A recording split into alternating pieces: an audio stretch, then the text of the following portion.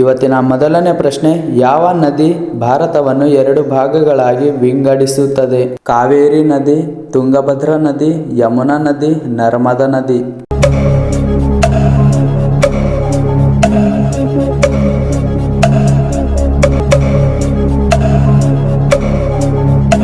ಇಲ್ಲಿ ಸರಿಯಾದ ಉತ್ತರ ನರ್ಮದಾ ನದಿ. ಇವಾಗ ಎರಡನೇ ಪ್ರಶ್ನೆ, ಅಸ್ತಮ ಸಮಸ್ಯೆ ಇರುವವರು ಯಾವುದನ್ನು ಕುಡಿದರೆ ಒಳ್ಳೆಯದು? ಹಾಲು, ಮಜ್ಜಿಗೆ, ಟೀ, ಬ್ಲ್ಯಾಕ್ ಕಾಫಿ.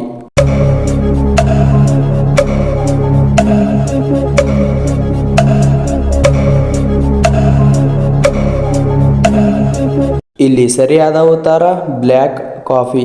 ಇವಾಗ ಮೂರನೆಯ ಪ್ರಶ್ನೆ, ಹೆಚ್ಚು ವಿದ್ಯಾವಂತರು ಇರುವ ರಾಜ್ಯ ಯಾವುದು? ಕೇರಳ, ಅಸ್ಸಾಂ, ಕರ್ನಾಟಕ, ಬಿಹಾರ್.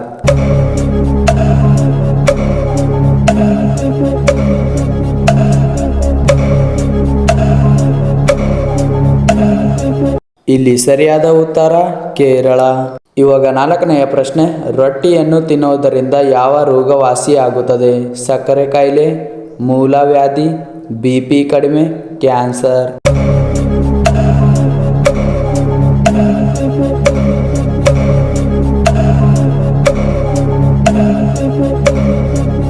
ಇಲ್ಲಿ ಸರಿಯಾದ ಉತ್ತರ ಸಕ್ಕರೆ ಕಾಯಿಲೆ.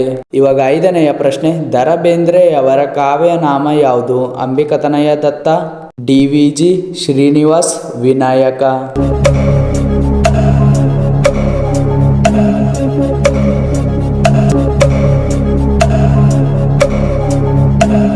ಇಲ್ಲಿ ಸರಿಯಾದ ಉತ್ತರ ಅಂಬಿಕತನಯ ದತ್ತ. ಇವಾಗ ಆರನೆಯ ಪ್ರಶ್ನೆ, ಭಾರತದ ದೊಡ್ಡ ಬಂದರು ಯಾವುದು? ಚೆನ್ನೈ, ಮುಂಬೈ, ಗೋವಾ, ದೆಹಲಿ.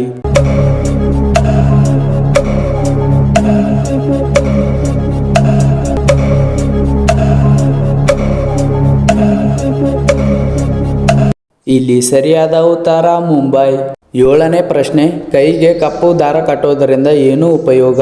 ಸಂಪತ್ತು ಹೆಚ್ಚಳ, ಕೆಟ್ಟ ದೃಷ್ಟಿ, ದೃಷ್ಟಿ ದೋಷ, ಉತ್ತಮ ಆರೋಗ್ಯ.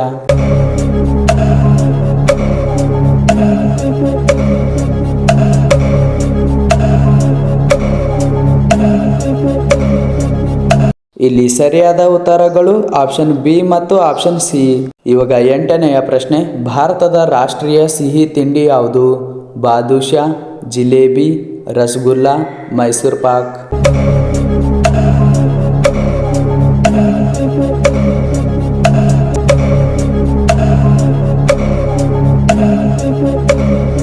ಇಲ್ಲಿ ಸರಿಯಾದ ಉತ್ತರ ಜಿಲೇಬಿ. ಇವಾಗ ಒಂಬತ್ತನೆಯ ಪ್ರಶ್ನೆ, ಮಹಾತ್ಮ ಗಾಂಧೀಜಿ ಯಾವ ರಾಜ್ಯದಲ್ಲಿ ಜನಿಸಿದರು? ಆಂಧ್ರ ಪ್ರದೇಶ್, ಅಸ್ಸಾಂ, ಗುಜರಾತ್, ಬಿಹಾರ್.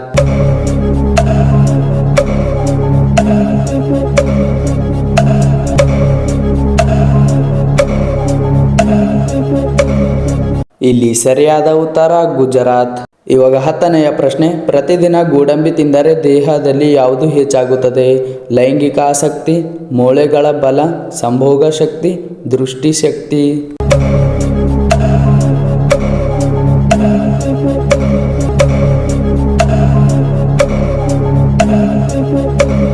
ಇಲ್ಲಿ ಸರಿಯಾದ ಉತ್ತರ ಮೂಳೆಗಳ ಬಲ.